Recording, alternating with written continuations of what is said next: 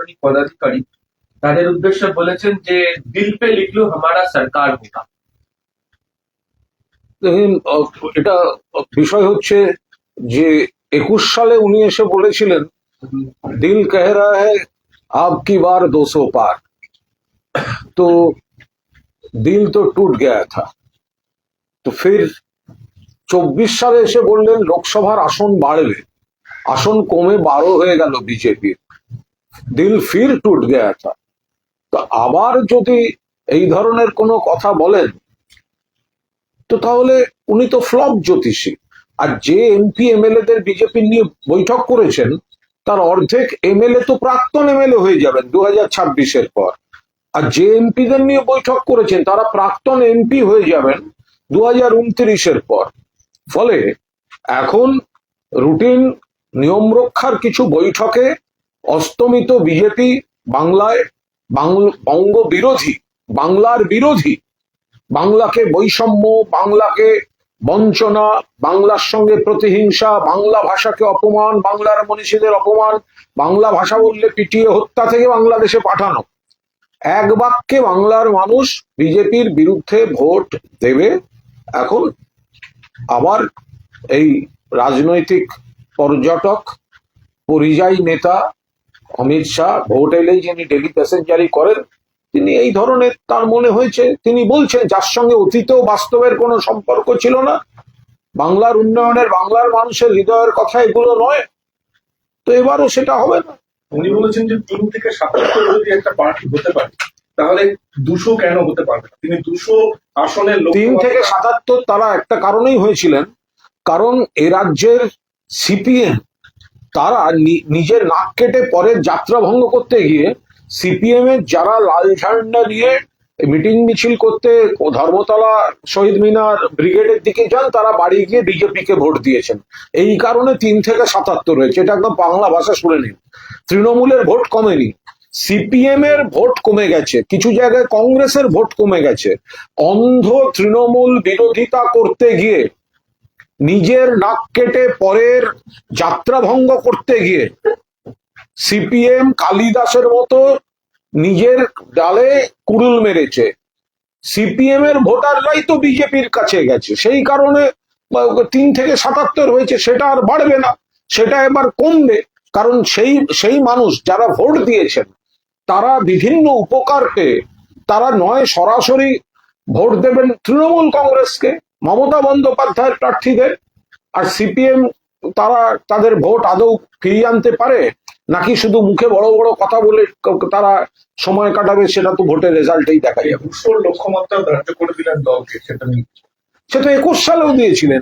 আমি কেন বলবো, এ তো উনি বলবেন, আপনারা ওকে জিজ্ঞেস করুন। অমিত শাহ যদি 200 লক্ষ্যমাত্রা এবার তিনি স্থির করে দিয়ে থাকে তাহলে তো এটা বলতে হবে।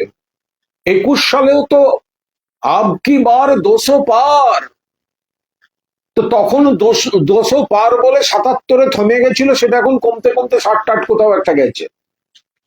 তো আবার এসে 200-র গল্প শোনাচ্ছেন। মাঝখানে লোকসভায় বেড়ে যাওয়ার গল্প শুনিয়েছিলেন, কমে গেছে। ফলে আজ এই মুহূর্তে বাংলার মাটিতে উন্নয়ন, অধিকার, আত্মসম্মানের প্রশ্নে বাংলা যেখানে লড়াই করছে, সেখানে এই বঙ্গ বিরোধী বিজেপির 30-এর বেশি ওঠার ক্ষমতা নেই এই মুহূর্তে। 30-এর বেশি আসন পাওয়ার ক্ষমতা নেই ভারতীয় জনতা পার্টি। এরা বুথে বুথে বিএলএ 2 দিতে পারে না। ইলেকশন কমিশনকে দিয়ে সার্কুলার পাঠিয়ে বলতে হয় বাইরের ছেলে বিএলএ 2 হতে পারবে। 30-এর বেশি যাওয়ার জায়গা নেই অমিত শাহ। অমিত শাহ আগে কৈফিয়ত দিন না যে 21 সালের ভবিষ্যৎবাণী, 24 সালের ভবিষ্যৎবাণী ফ্লপ জ্যোতিষীর ফেল করলো কেন? উনি আজকে বলছেন যে কলকাতার অংশকে ধরে 20টা সিট চাই 28 আসনের মধ্যে, এর জন্য গৃহ সম্পর্ক অভিযান বাড়ান, কারুর সঙ্গে সমঝোতা নেই, সরকার গড়বই। দেখুন, এগুলো সব ভিত্তিহীন কথাবার্তা, যাদের সঙ্গে কোনো মাটির সম্পর্ক নেই, মানুষের সম্পর্ক নেই, বাংলার সম্পর্ক নেই, তারা এই ধরনের কথাবার্তাগুলো বারবার বলে এবং তারা সেটা বাংলার মানুষের কাছে প্রত্যাখ্যাত হয়। আপনি বাংলার টাকা আটকে রাখবেন, আপনি বাংলার প্রতি প্রতিহিংসা পরায়ণ থাকবেন, আপনি বাংলার ইতিহাস এবং সংস্কৃতি ঐতিহ্যকে অপমান করবেন, আপনি রবীন্দ্রনাথ ঠাকুর বলতে গিয়ে রবীন্দ্রনাথ সান্যাল বলবেন, আপনি মাস্টারদা সূর্য সেনের বদলে মাস্টার সূর্য সেন বলবেন, আপনি বঙ্কিম চন্দ্র চট্টোপাধ্যায়কে বঙ্কিমদা, যেন সৌরভ গাঙ্গুলির সঙ্গে দেখা হয়ে গেল। দাদা জানেন না বাংলার ইতিহাস ঐতিহ্য নিয়ে? বাংলা ভাষা বললে তাদেরকে বলবেন বিদেশি, অন্য রাজ্যে পিটিয়ে মারবেন, বাংলাদেশে পাঠিয়ে দেবেন, আর আপনি এখানে বসে বসে মুখে বড় বড় কথা বলবেন। বাংলার মানুষ ধুয়ে মুছে সাফ করে ফেরত দিয়ে দেবে। স্পেসিফিক কলকাতাকে টার্গেট করার মানে কোনো ইঙ্গিত দেখতে পাচ্ছেন? দেখুন, ওটা ওনার মনে হয়েছে উনি সেটা করেছেন, কারণ ওদের তো নানা রকম চক্রান্ত থাকে, চক্রান্ত চলে, কখনো বিভিন্ন এজেন্সি দিয়ে, কখনো সেন্ট্রাল গভর্নমেন্টের ক্ষমতাকে অপব্যবহার করা, এখন জাতীয় নির্বাচন কমিশনকে দলদাস বানিয়ে ভোটার লিস্টে কারচুপি করে ভাবছেন একটা কিছু করে ফেলবেন। এইগুলো না ওদের দিবা স্বপ্ন। যেদিন যখন ঘুমটা ভাঙবে না, তখন দেখবে পায়ের তলায় মাটি নেই। একটা জিনিস বলে দিই শুনুন, একটা সোজা অঙ্ক শুনে নিন। যে বিজেপি নেতারা বলছেন যে এর আগের বার তৃণমূল জিতেছিল এত হাজার ভোটে, আর তার থেকে বেশি এত হাজার ভোটার এবার ওই কেন্দ্রে বাদ গেছে, এই যে অঙ্কটা, এই যে ন্যারেটিভটা, এটা কত বড় ভুল, দয়া করে সেটা মাথায় রাখুন। কিছু বিজেপি নেতা বলছেন বা বিজেপি কর্মীদের বোঝানো হচ্ছে যে গতবার তৃণমূল ধরা যাক কোনো আসনে 30,000 ভোটে জিতেছে, এবার বলছে আমরা 35,000 ভোট বাদ দিচ্ছি, তাহলে যেন একটা এদিক ওদিকে ভুল। আপনাদের এই হিসাবটা দেখতে হবে, গতবার সেই কেন্দ্রে ভোট দাতার হার কত ছিল। যদি দেখেন 70% মানুষ ভোট দিয়েছেন বা 72% মানুষ ভোট দিয়েছেন, তার মানে 28 থেকে 30% মানুষ ভোট দেননি, কারণ তারা মৃত, তারা ছিলেন না।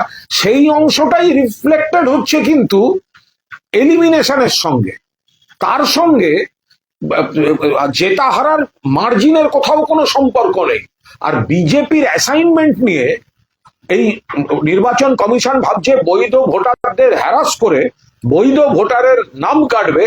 তৃণমূল কংগ্রেস সে লড়াইটা বাংলার মাটিতে দাঁড়িয়ে দিচ্ছে। বয়স্ক অসুস্থ মানুষদের এই ডেকে ডেকে হ্যারাস করা, নিয়ে আসা, হিয়ারিং এর নাম করে, এ সব কড়ায় গন্ডায় জবাব প্রত্যেকটা বুথে বুথে হবে। আজকে উনি উল্লেখ করেছেন যে রাজ্যে দুটো জিনিস ভয়ঙ্কর, একটা অনুপ্রবেশ আর একটা দুর্নীতি। অনুপ্রবেশের দাপট এমন বাড়ছে যে কলকাতাও নিরাপদ নয়, তখন এখানকার মানুষ নাকি বিপদে পড়ে। আরেকটা বলেছে জনবিন্যাস বদল। আমরা একটা পরিষ্কার কথা বলি যে উনি যে দুটো তিনটে পয়েন্ট বলেছেন, এক বলেছেন অনুপ্রবেশ, দুই বলেছেন দুর্নীতি, এবং তিন বলেছেন মা বোনেদের নিরাপত্তা। পয়েন্ট নাম্বার 1, অনুপ্রবেশ রাজ্য পুলিশের দায়িত্ব নয়, ওনার দায়িত্ব, বিএসএফ এর দায়িত্ব, কেন্দ্রের দায়িত্ব, সীমান্ত রেখা পাহারা দেওয়ার দায়িত্ব। আইন সংশোধন করে সীমান্ত থেকে 15 কিলোমিটারের বদলে 50 কিলোমিটার বিএসএফ এর দায়িত্ব উনি নিয়ে এসছেন। এখন যদি বলে যে অনুপ্রবেশ, তাহলে এটা আপনি আত্মঘাতী গোল খাচ্ছেন। 2, দুর্নীতি। আপনি দুর্নীতির কি কথা বলছেন? পশ্চিমবঙ্গ থেকে শুরু করে আসাম থেকে মহারাষ্ট্র, সারা ভারত ঘুরে ঘুরে আমরা দেখিয়ে দিতে পারি, এত বড় লিস্ট বেরোবে। বিজেপিতে ঠাসা দুর্নীতিগ্রস্তরা, যাদেরকে একসময় বলতেন চোর, যাদের ভিডিও ছাড়তেন, যাদের এগেনস্টে সিবিআই তদন্তের কথা বলতেন, তাদেরকে নিজেদের দলে নিয়ে ওয়াশিং মেশিনের মতো তাদের বড় বড় পদ দিয়েছেন। কেউ মুখ্যমন্ত্রী, কেউ বিরোধী দলনেতা, বিভিন্ন রাজ্য দেখুন, ইনক্লুডিং ওয়েস্ট বেঙ্গল। তারা বলছে দুর্নীতির কথা, তারা বলছে দুর্নীতির কথা। 3, মা বোনেদের সম্মান। উন্নাও, হাতরাস, প্রয়াগরাজ, বিলকিস, ওড়িশা। কদিন আগে উন্নাওতে শুধু নির্যাতিতা নয়, ন্যায় বিচার চেয়েছে বলে তার বাড়িতে হত্যা লীলা চালিয়েছে, জামিন পেয়েছিল, দেশব্যাপী মানুষের গর্জন, সুপ্রিম কোর্ট হস্তক্ষেপ করে আবার জেলে পাঠিয়েছে। ওড়িশা, পুরীর বিচে বিদেশিনী নির্যাতিতা হচ্ছেন, ঘন ঘন অত্যাচার বেড়ে গেছে ওড়িশায়। হাতরাস, ওপাশে বিলকিস, শুধু ধর্ষণ নয়, গণহত্যা হয়েছিল, যাবজ্জীবন, তাদের ছেড়ে দিয়েছিল জেল থেকে, সুপ্রিম কোর্ট আবার হস্তক্ষেপ করে ঢুকিয়েছে। ফলে এই মা বোনেদের সম্মান, সোনার মেয়েরা আমাদের কুস্তিগির, তাদের শ্লীলতাহানি করেছে ব্রিজভূষণ এমপি, এই অমিত শাহ নরেন্দ্র মোদীরা তাকে পাশে নিয়ে লোকসভায় বসে থাকতো। ফলে মা বোনেদের সম্মান বিজেপির হাতে নিরাপদ নয়। তৃণমূল এখানে সরকার একটা সামাজিক বিকৃত ঘটনা ঘটলেও পুলিশ 50-60 দিনের মধ্যে হয় ফাঁসি নয় যাবজ্জীবনের সাজা আদায় করে আনে। আয়নায় মুখ দেখুন অমিত শাহ, আপনার সরকার, আপনার দলের সরকারগুলো যে যে রাজ্যে যে যে অভিযোগে অভিযুক্ত, আপনি সেই কুৎসাগুলো করতে আসছেন। আয়নায় আগে মুখ দেখুন। ওই যে আজকে সাংসদ বিধায়কদের সঙ্গে বৈঠকে যেটা শান্তনু ঠাকুর, সুব্রত ঠাকুর এবং তাদের এবং এমএলএ অসীম সরকার কেউ উপস্থিত ছিলেন মতুয়াদের। এটা তো খুবই লক্ষণীয় যে মতুয়ারা এত বড় বিপদে রয়েছেন, আর তাদের যারা ভুল বুঝিয়ে বিজেপিতে নানা রকম সব কিছু মানুষকে ভুল বুঝিয়ে কিছুদিনের জন্য একটা সমর্থন পেয়ে যারা এমপি এমএলএ হয়েছেন, তারা কি ওখানে নেতাগিরি দেখাতে যাবেন? মানুষকে কি কৈফিয়ত দেবেন? আপনাদের জন্য বিপদে পড়েছেন মতুয়া সম্প্রদায়, আপনাদের জন্য মতুয়া সম্প্রদায়ের এই অবস্থা। মমতা বন্দ্যোপাধ্যায় তৃণমূল কংগ্রেস প্রথম দিন থেকে মতুয়াদের পাশে আছে। তাদেরকে ভুল বুঝিয়ে, তাদের কিছু মানুষকে ভুল বুঝিয়ে বিজেপি রাজনৈতিক স্বার্থ চরিতার্থ করতে গিয়ে এই বিকৃত পদ্ধতিতে এসআইআরটা চাপিয়ে তাদের শিকড় ধরে টান দিচ্ছে। মতুয়ারা বুঝতে পারছেন আজকে যাওয়ার মুখ ছিল না, গেলে এলাকার মানুষকে কি কৈফিয়ত দিতেন যে আবার একটা নেতাদের সঙ্গে বড় হোটেলে দেখা করে খাওয়া দাওয়া সেরে এলাম আর শূন্য হাতে ফিরলাম, যেখানে আপনাদের শিকড় নিয়ে টান দিচ্ছে আমাদের বিজেপির সরকার। সেইটা বলতেন ওনারা, মুখ রক্ষায় যায়নি। তো উনি একটা কথা বারবার বলেছেন যে বুঝে মুখ খুলতে, যেহেতু শান্তনু ঠাকুর বা অসীম সরকার বিভিন্ন সময় প্রেস স্টেটমেন্ট করেছে। তো উনি যে গতকাল অমিত শাহ বলছেন নিজের দলের নেতাদের বুঝে মুখ খুলুন, তো গতকাল যে উনি রবীন্দ্রনাথ সান্যাল বললেন তার কি হবে? নোবেল জয়ী বিশ্বকবি রবীন্দ্রনাথ ঠাকুর সেটা বলতে গিয়ে বলছেন রবীন্দ্রনাথ সান্যাল। তো বুঝে মুখ খুলুন কি? বাংলা সম্পর্কে জানে না, বাংলার মনীষী বিশ্ববরেণ্য ভারতবর্ষকে যারা নেতৃত্ব দিয়েছে তাদের জানে না, জানার ইচ্ছা নেই। বাংলার সংস্কৃতিকে এরা বিশ্বাস করে না। এরা বলে যে ওখানে মানে মাছের দোকান খোলা যাবে না, অমুক মাছে ভাতে বাঙালি।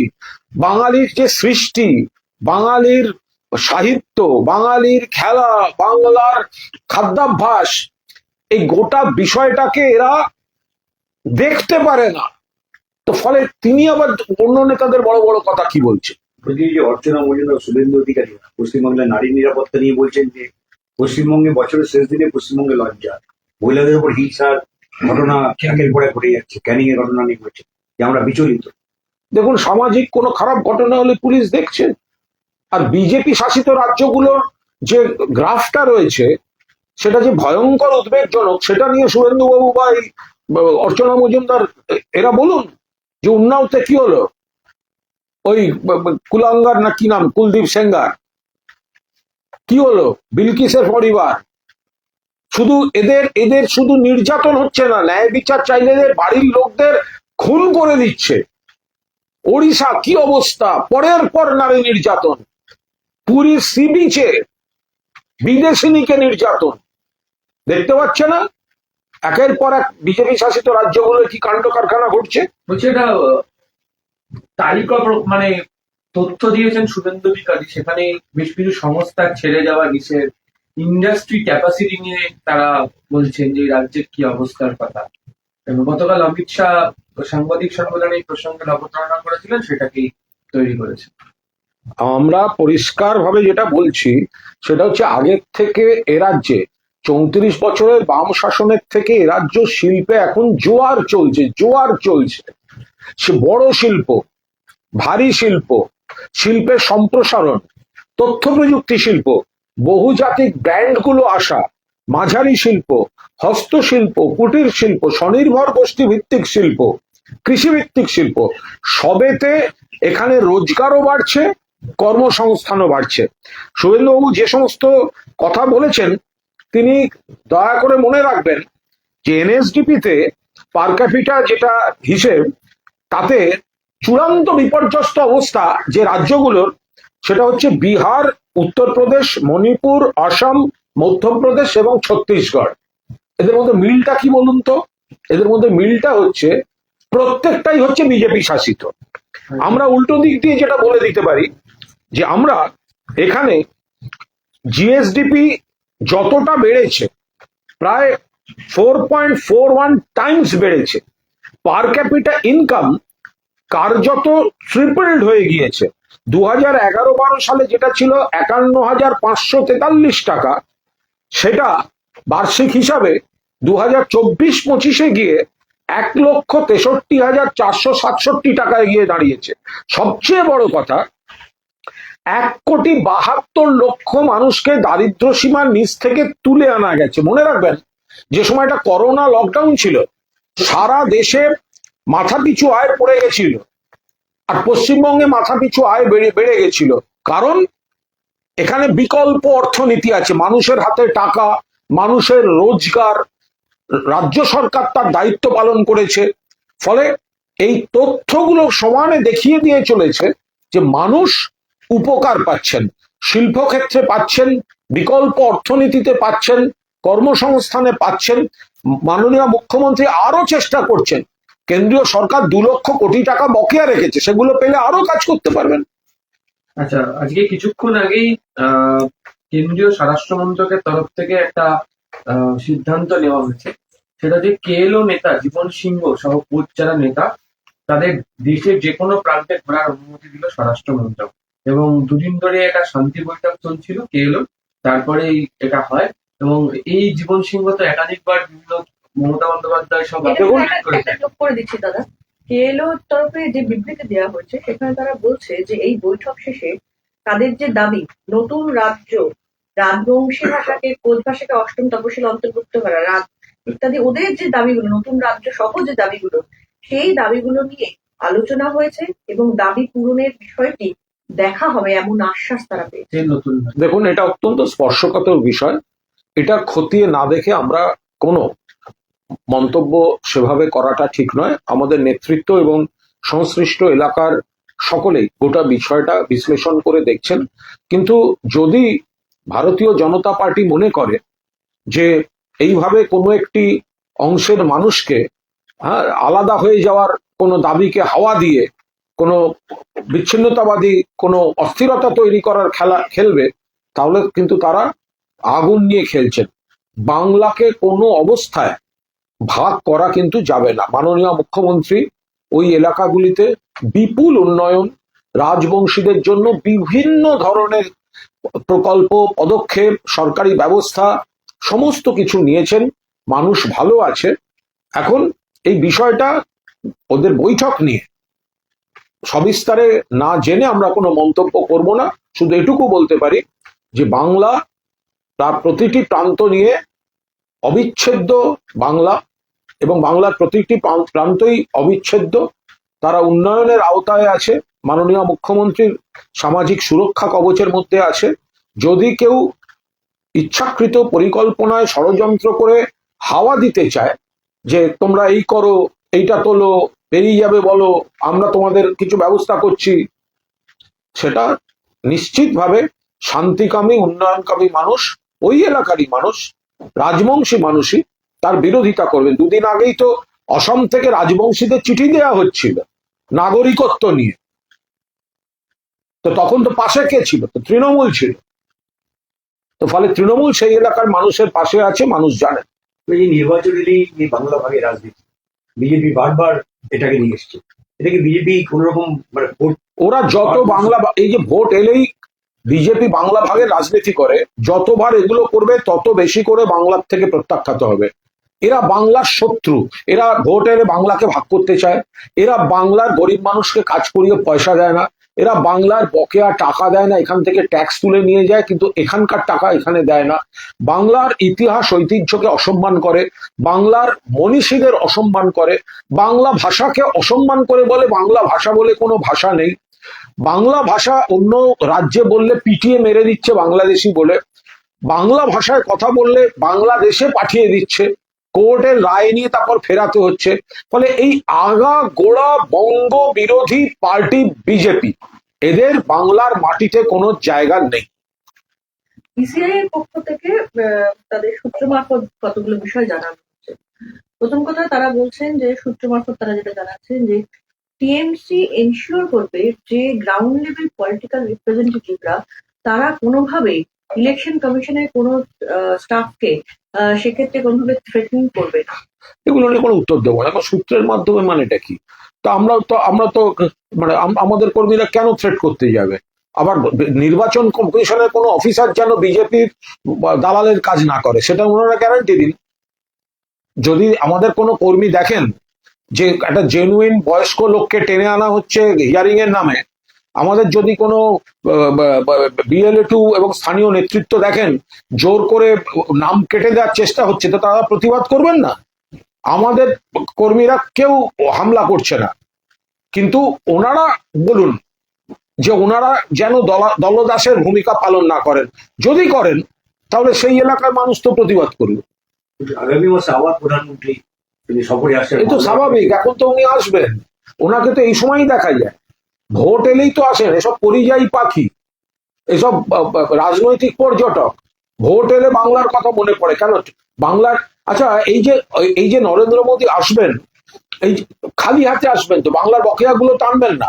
এই যে 100 দিনের কাজ করিয়ে মানুষকে টাকা দেননি, আচ্ছা বিজেপির সমর্থক কোন পরিবার, তারাও তো হয়তো কাজ করেছিল, তাদেরও তো টাকা দেননি, তারাও তো এবার বিজেপিকে ভোট দেবে না। বিজেপির ভোট তো এবার কমবে।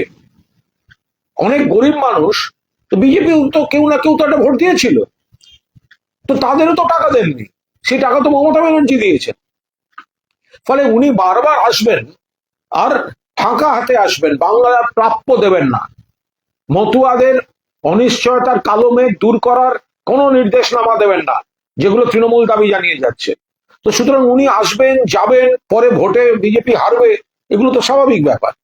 9ই জানুয়ারি মতুয়া বাড়ি আসলে এই ভোটের সময় নরেন্দ্র মোদী আর অমিত শাহ ডেলি প্যাসেঞ্জারি আর বড় বড় কথা দিয়ে বিজেপির এই ভোট অভিযান শুরু হয়, আর ভোটের দিন বিকেল থেকে সকলের ফোন সুইচ অফ হয়ে যায়, এই দিয়ে ভোট শেষ হয়। 9ই জানুয়ারি অভিষেক বন্দ্যোপাধ্যায় যাওয়ার কথা মতুয়া বাড়ি, মানে শান্তনু ঠাকুর বলছেন ওনাকে আমরা পুজো দিতে দেবো মতুয়া বাড়ি। মামার বাড়ি নাকি পুজো দিতে দেবো না? যখন মতুয়া সম্প্রদায়কে মমতা বন্দ্যোপাধ্যায় এবং তৃণমূল কংগ্রেস চিরকাল সম্মান করে এসছে, বড় মা বীণাপানি দেবী পরম শ্রদ্ধেয়া প্রয়াত, তাকে তিনি কোনো অসুস্থ হলে মেয়ের মতো ছুটে গিয়ে সব ব্যবস্থা করতেন মমতা বন্দ্যোপাধ্যায়।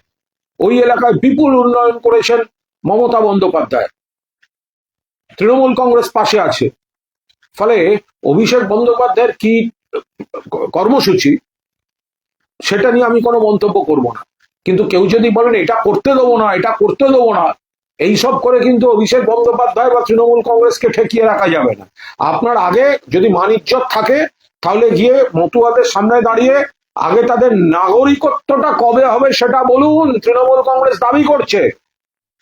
দীর্ঘদিন পরে আবার দিলীপ ঘোষ ডাক পেলেন অমিত শাহের সঙ্গে বৈঠক করে, কিছু লাভ হচ্ছে ভোটের মুখে। দেখুন, বিজেপি দিলীপ ঘোষকে ওরাই কোণঠাসা করে রেখেছিলেন। এবার কোন মিটিং এ দিলীপ ঘোষ ডাক পাবেন বা পাবেন না, এটা সম্পূর্ণ বিজেপির নিজেদের দলের অভ্যন্তরীণ বিষয়, এটা নিয়ে আমরা কোনো মন্তব্য করতে পারি না।